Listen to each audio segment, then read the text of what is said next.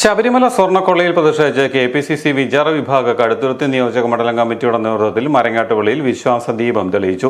DCC vice president Biju Punnathanam ഉദ്ഘാടനം ചെയ്തു. അമ്പലക്കള്ളന്മാർ നാട് ഭരിക്കുമ്പോൾ വിശ്വാസികൾക്ക് മാത്രമല്ല ദൈവങ്ങൾക്ക് നിവൃത്തിയില്ലാതാവുകയാണെന്ന് ബിജു പുന്നത്താനം പറഞ്ഞു. മതേതര ക്ഷേത്രമായ ശബരിമലയെ തകർക്കാൻ സർക്കാരും BJPയും തമ്മിൽ രഹസ്യധാരണയുണ്ടോ എന്ന് ജനങ്ങൾ ചോദിക്കുന്നു. ഓരോ തെരഞ്ഞെടുപ്പ് അടുക്കുമ്പോഴും ശബരിമലയിൽ വിവാദമുണ്ടാക്കി BJPയെ വളർത്താൻ സർക്കാർ ഒത്താശ ചെയ്യുന്നു.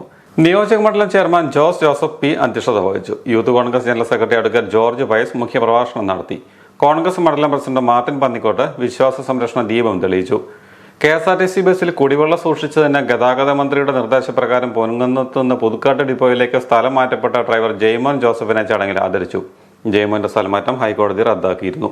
മണ്ഡലം പ്രസിഡന്റ് മാത്യു കുളിരാനി, അഗസ്റ്റിൻ കൈമലട്ട്, സണ്ണി വടക്കേടം, വിചാർ വിഭാഗ നേതാക്കളായ ടോമി പൂവക്കോട്ട്, സോണി അലക്സാണ്ടർ, VM മാത്യു, ഷീല ബാബുരാജ്, ജോസ് ജോജോ തോസ് തുടങ്ങിയവർ നേതൃത്വം നൽകി.